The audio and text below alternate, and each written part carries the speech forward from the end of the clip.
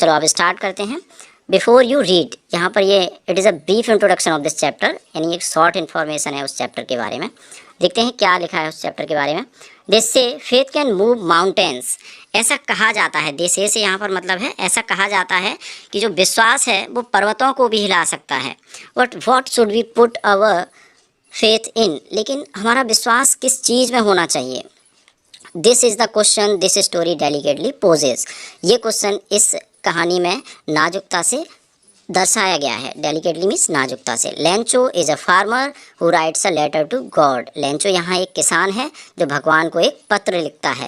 When his crops are ruined, जब उसकी फसल बर्बाद हो जाती है, आस्किंग फॉर 100 पेसोस, और वो भगवान से 100 पेसोस की मांग करता है। अभी दोस्तों यहाँ पर आप अगर एनालाइज करेंगे तो हु से लेकर गॉड तक जो लिखा है ना, ये एक एडजेक्टिव क्लॉज है, ठीक है, जो फार्मर को क्वालिफाई कर रहा है। आप जानते हैं एडजेक्टिव हमेशा एक नाउन को क्वालिफाई करता है, और यहाँ पर नाउन हमारा क्या है, फार्मर, ठीक है, और हु यहाँ पर एक रिलेटिव प्रोनाउन है। तो इसी तरीके से आप ठीक तरीके से देखते चलें सेंटेंस स्ट्रक्चर्स को, तो आप आसानी से समझ पाएंगे।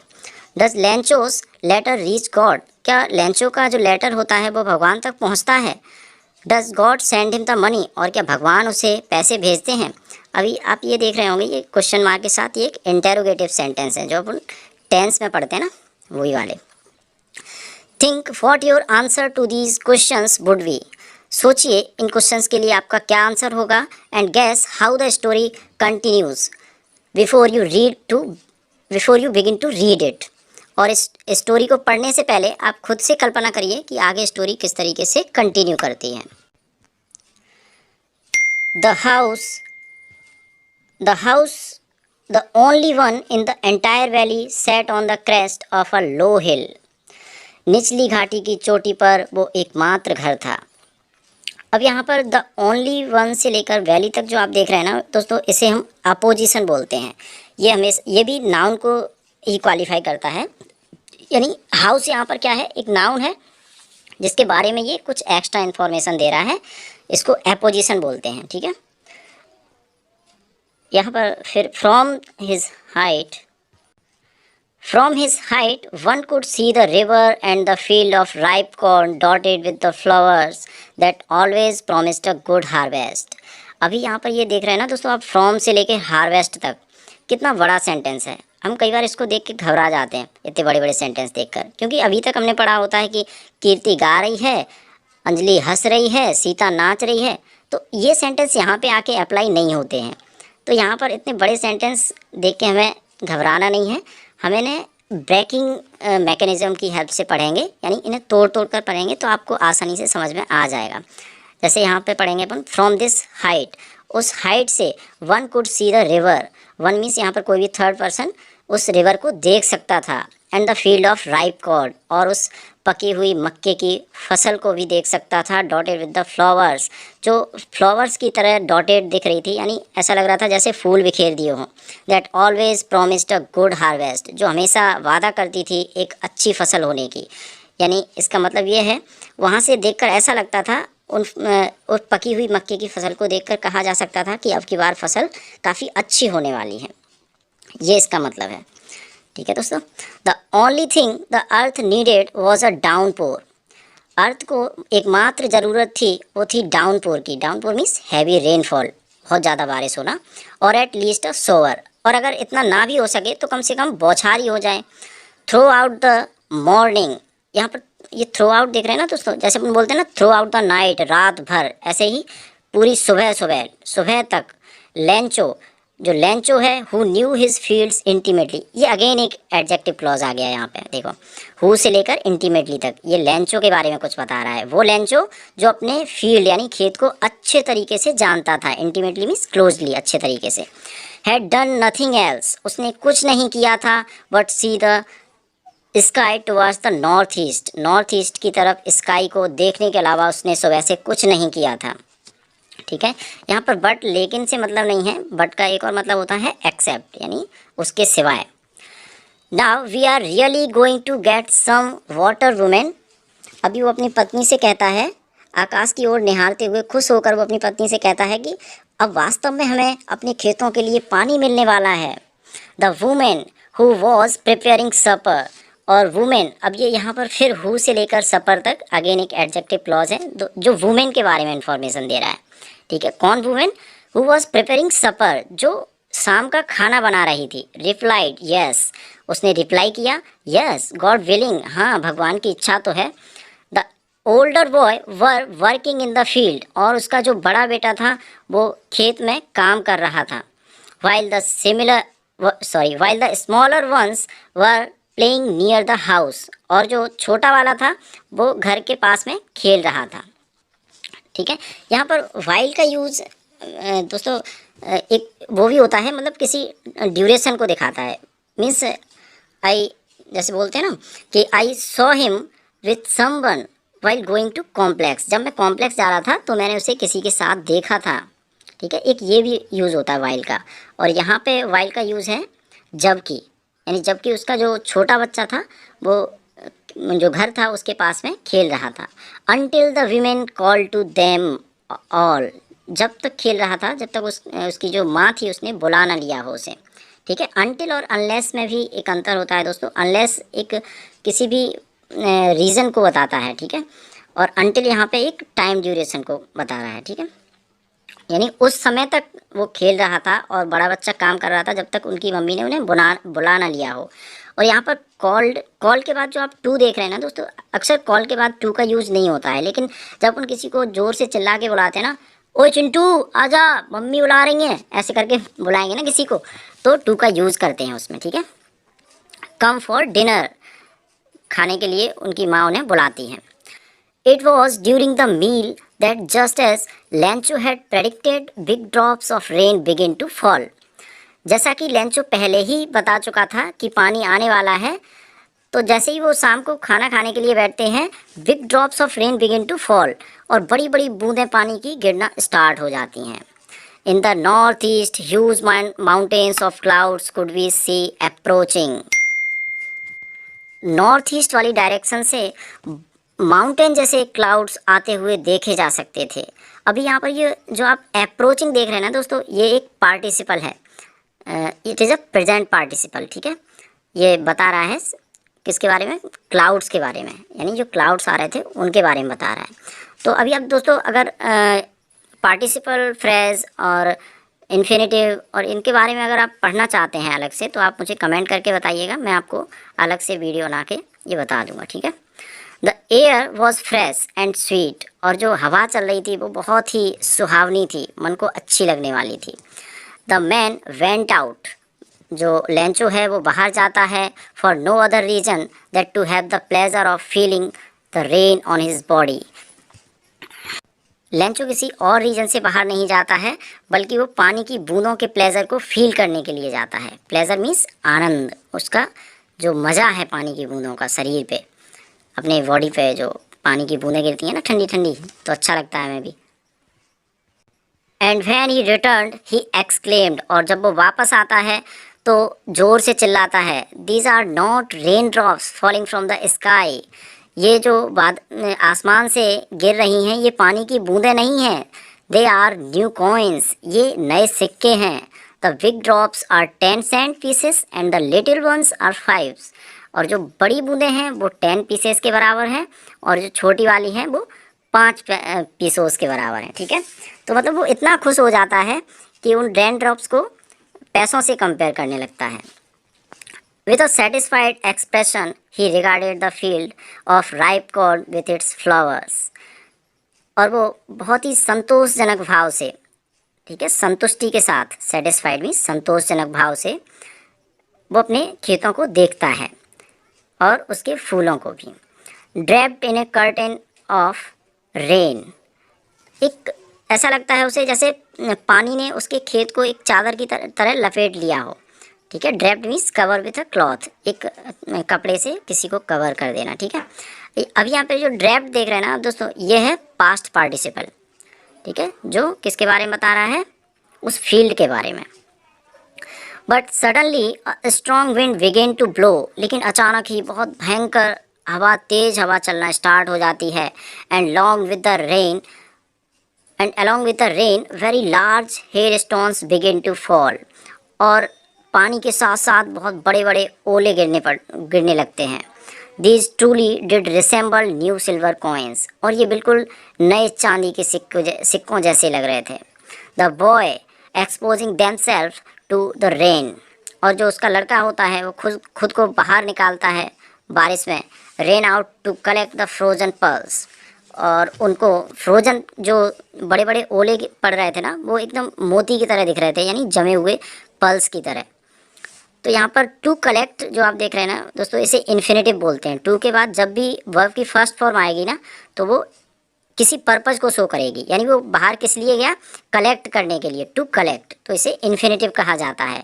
और जो आप एक्सपोजिंग देख रहे हैं ना, ये उसके बॉयज़ के बारे में कुछ इन्फॉर्मेशन दे रहा है, तो इसको पार्टिसिपल बोलेंगे, ये प्रेजेंट पार्टिसिपल है, ठीक है। It's really getting bad now, ये बहुत ही बुरा हो रहा है, एक्सक्लेम द मैन, लेंचो ने जोर से कहा। I hope it pass quickly, मैं उम्मीद करता हूँ कि ये जल्दी ही गुजर जाएगा। It did not pass quickly, लेकिन वो जल्दी नहीं गुजरता है।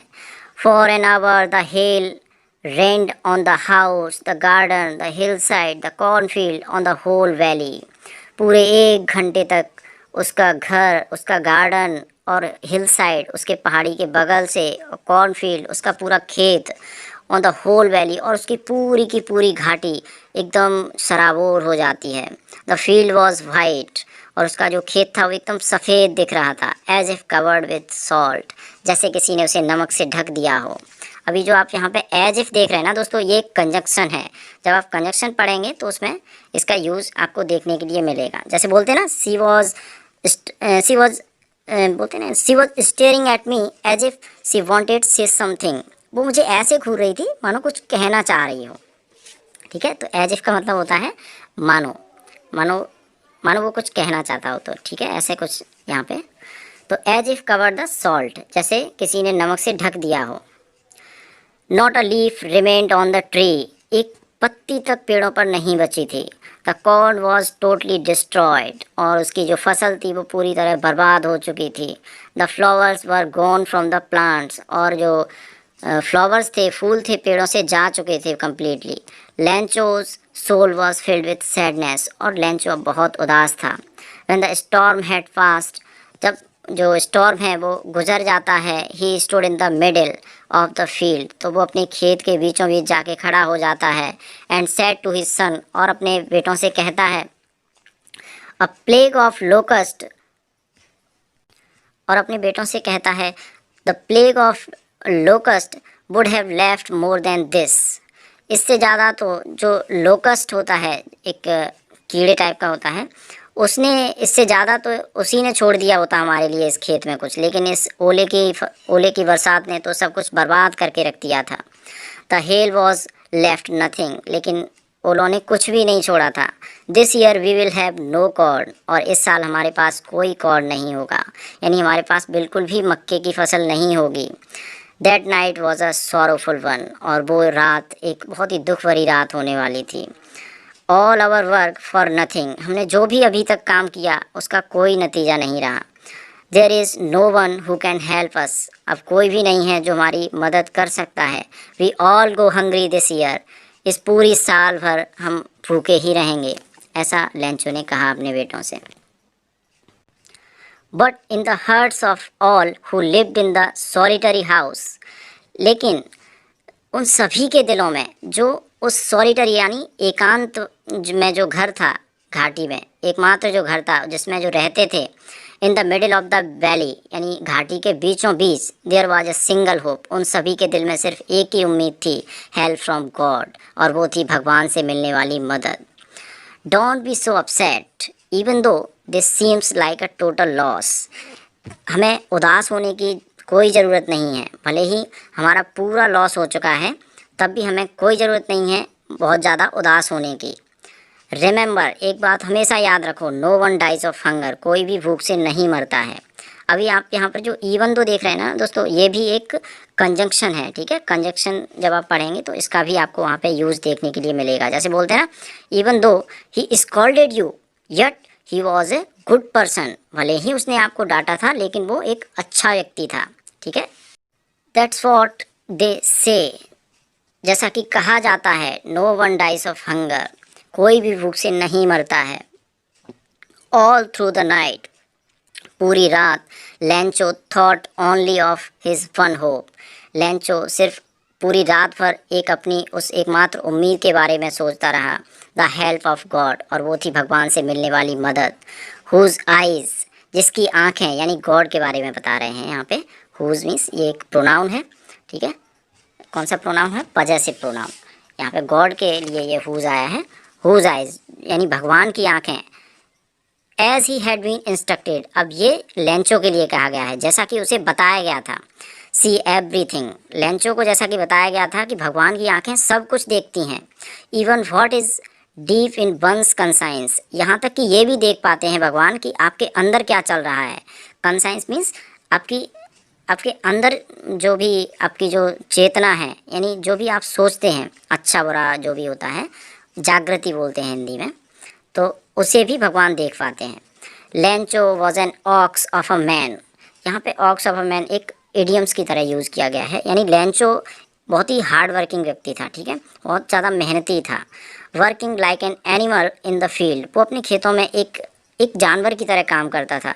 But still he knew how to write, लेकिन तब भी वो लिखना पढ़ना जानता था। द फॉलोइंग संडे, आने वाले संडे को, एट डेवरेक, सुबह सुबह, he began to write a letter, उसने एक लेटर लिखना स्टार्ट किया, which he himself would carry to town and place in the mail, जिसे वो खुद से ले जाएगा टाउन तक और उसे मेल बॉक्स में खुद से प्लेस करेगा। यानी जो मेल बॉक्स होता है ना, उसमें लेटर डालते हैं, वैसा वाला। It was nothing less than a letter to God, ये कुछ नहीं था, भगवान के लिए एक लेटर था जो लेंचो के द्वारा लिखा गया था। God, he wrote, if you don't help me my family and I will go hungry this year, भगवान वो लिखता है लेटर में, हे भगवान, अगर आपने हमारी मदद नहीं की तो हमारा परिवार इस साल भूखे ही रहेगा, यानी भूखा ही रहेगा, उसके पास कोई खाने के लिए कुछ भी नहीं होगा। आई नीड 100 पेसोस, मुझे 100 पेसोस की ज़रूरत है, in order to sow my field, अपने खेतों को बोने के लिए दोबारा से, again, and to live until the crop comes, और तब तक रहने के लिए जब तक दोबारा से क्रॉप नहीं आ जाती, बिकॉज द हेल स्टॉर्म, क्योंकि हेल स्टॉर्म की वजह से ही उसकी क्रॉप नष्ट हुई थी, यानी उसकी फसल बर्बाद हो गई थी उस हेल स्टॉर्म की वजह से। तो ऐसा वो भगवान को उस लेटर में लिखता है। He wrote to God on the envelope, और वो एनवेलप के ऊपर लिखता है टू गॉड, यानी भगवान के लिए। Put the letter inside and, और उसमें लेटर रख देता है उस एनवेलप में। स्टिल ट्रेवल्ड, अभी भी वो थोड़ा घबराया हुआ था। वेंट टू टाउन, और शहर के लिए जाना शुरू करता है, यानी चला जाता है। At the post office he placed a stamp on the letter, और वो पोस्ट ऑफिस पर पहुंचकर एक स्टाम्प लेकर उसके लेटर पर प्लेस करता है। And dropped it into the mail box, और उसे मेल बॉक्स में डाल देता है। One of the employees who was a postman and also helped at the post office, उनमें से जो एक उनका एम्प्लॉयज़ था, जो पोस्टमैन था, ठीक है, हु से लेकर यहाँ पे ये हु से बताया गया है, हु एक रिलेटिव प्रोनाउन है जो एम्प्लॉयज़ के बारे में बता रहा है आपको, ठीक है। यानी एम्प्लॉयज़ कौन था? हु वाज ए पोस्टमैन, वो एक पोस्टमैन था, एंड ऑल्सो हेल्प्ड, और वो मदद भी करता था एट द पोस्ट ऑफिस, उस पोस्ट ऑफिस पर। Went to his boss laughing hardly, और वो ज़ोर से हंसते हुए अपने बॉस के पास गया। And showed him the letter to God, और उसने वो लेटर दिखाया जिस पर लिखा था टू गॉड, भगवान के लिए। Never in his career as a postman had he known that address, पूरे अपने करियर में उसने ऐसा एड्रेस नहीं देखा था, उसने कभी नहीं देखा था कि यार कोई भगवान को भी लेटर लिखेगा क्या, भगवान क्या एड्रेस हो सकता है भगवान का, है ना, ऐसा कुछ उसने सोचा और उसे बहुत हंसी आई। The post master a fat amiable, अब जो पोस्ट मास्टर है उसके बारे में ये एक्स्ट्रा इन्फॉर्मेशन दे रहा है। पोस्ट मास्टर जो बहुत मोटा था और एमिएबल, एमिएबल मीन्स फ्रेंडली था, ठीक है, फ्रेंडली एंड प्लीजेंट, यानी पोस्ट मास्टर कैसा था? एक फ्रेंडली फेलो, यानी एक अच्छा व्यक्ति था। ऑल्सो ब्रोक आउट लाफिंग, और वो भी अपनी हंसी को रोक नहीं पाता है, वो भी ज़ोर से हंसने लगता है। But almost immediately he turn serious, और अचानक ही वो फिर से सीरियस हो जाता है। Tapping the later on his desk, और अपने डेस्क पर लेटर को टैप करते हुए इस तरीके से। एंड कमेंटेड, और कमेंट करता है, व्हाट फेथ, यार क्या क्या मतलब फेथ है, क्या विश्वास है व्यक्ति का। I wish I had the faith, काश ऐसा ही विश्वास मेरे अंदर भी होता। ऑफ द मैन हु, जिस जैसा उस व्यक्ति का है, यानी जैसा लेंचो का विश्वास है, काश ऐसा ही विश्वास मेरा भी होता। हु रोड दिस लेटर, जिसने ये लेटर लिखा है। ये हु किसके लिए आया है, मैन के लिए है ना, ये मैन को क्वालिफाई कर रहा है। हु यहाँ पर क्या है, एक रिलेटिव प्रोनाउन है। Starting up A correspondence with God, जिसने भगवान से करस्पॉन्डेंस स्टार्टिंग किया है। यानी ऐसा कौन हो सकता है जो भगवान से लेटर के द्वारा, करस्पॉन्डेंस मीन्स होता है सवाल जवाब करना, यानी भगवान से जवाब मांग रहा है अपना लेटर लिख कर, है ना। तो ऐसा ये सरप्राइजिंग लगा उसे। So in order not to shake the writer's faith in God, so वो चाहता था कि उसका जो विश्वास है भगवान में वो सेक ना हो, यानी सेक से वैसे सेक का मतलब हिलाना होता है, लेकिन यहाँ पर है उसका फेथ, जो भगवान में जो उसका विश्वास है वो डिगे ना, यानी जो विश्वास है वो बना रहे। The post master came up with an idea, post master को एक आइडिया आया, ठीक है, यानी एक उसे क्या बोलते हैं, उसे युक्ति सूझी। युक्ति मीन्स आइडिया मीन्स युक्ति। आंसर द लेटर, उस लेटर का आंसर देने के लिए। But when he opened it, जैसे ही उसने ओपन किया उसे, it was evident that to answer it he needed something more than goodwill ink and paper.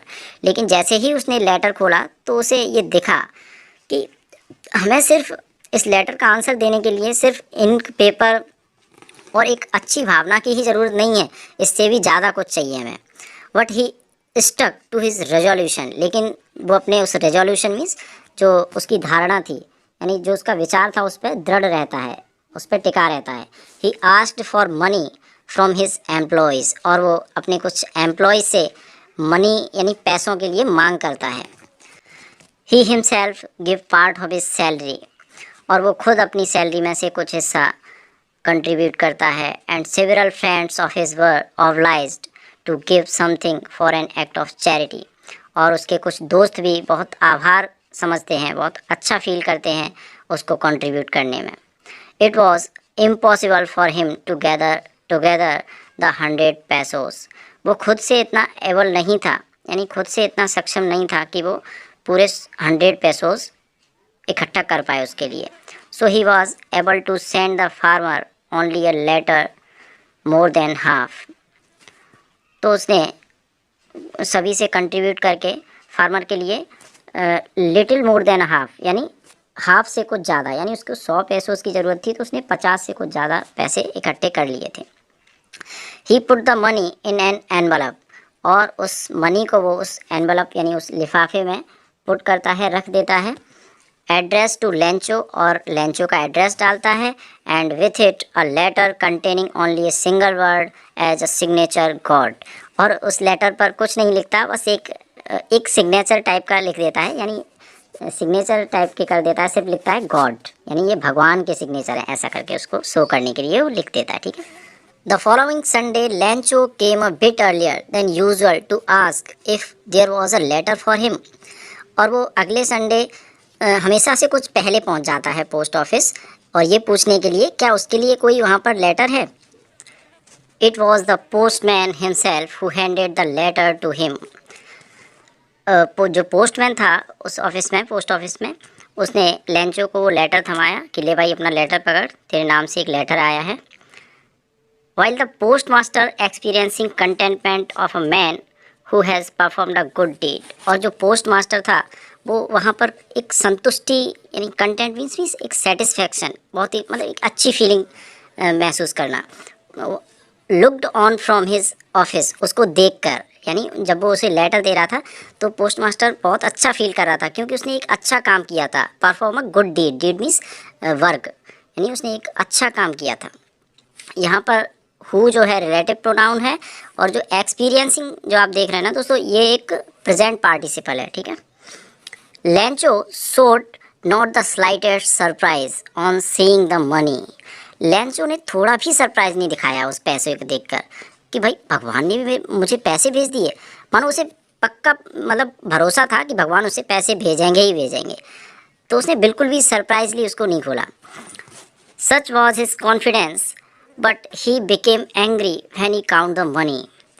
और चूंकि उसे ऐसा कॉन्फिडेंस था बट ही बिकेम एंग्री, लेकिन वो अचानक से गुस्सा हो गया when he counted the money, जब उसने पैसे गिने। God could not have a mistake, God could not have made a mistake, भगवान कभी गलती नहीं कर सकते। Nor could he have denied Lencho, ना ही उन्होंने भगवान ने ना ही लेंचो के लिए मना किया होगा। व्हाट ही हैड रिक्वेस्टेड, जो उसने भगवान से रिक्वेस्ट किया था। Immediately Lencho went up to the window to ask for paper and ink, और वो तुरंत ही उस विंडो पे जाता है, पोस्टमैन वाली विंडो पे, और वहाँ से एक पेपर लेता है और इंक लेता है कुछ, यानी एक पेन और पेपर लेके आता है वहाँ से। On the public writing table he started to write, और जो पब्लिक राइटिंग टेबल थी उस पर कुछ लिखना स्टार्ट करता है, उस पर पेपर रख के लिखना स्टार्ट करता है। Which much wrinkling on his brow, और उसकी जो भौहें थी उसमें एकदम ऐसी सिकन सी पड़ रही थी, मानो वो बहुत गुस्से में कुछ लिख रहा हो। Caused by the effort he had to make to express his idea, और वो रिंकलिंग क्यों पड़ रही थी उसकी, क्योंकि वो उस आइडिया को एक्सप्रेस कर रहा था, मीन्स वो थोड़ा सा गुस्सा दिख रहा था, उस गुस्से में उसकी जो भौहें थी वो रिंकल कर रही थी। When he finished, जब उसने वो फिनिश किया, he went to the window to buy a stump, तो फिर वो अपनी उस विंडो पर जाता है स्टम्प खरीदने के लिए, which he licked, और वो अपनी जीभ से उसे लिक करता है, then and affixed to the envelope, और उसे एनवेलप पर फिक्स कर देता है, यानी उसे चिपका देता है, with a blow of his fist, और अपने मुक्के से ऐसे ठोक देता है उस पर।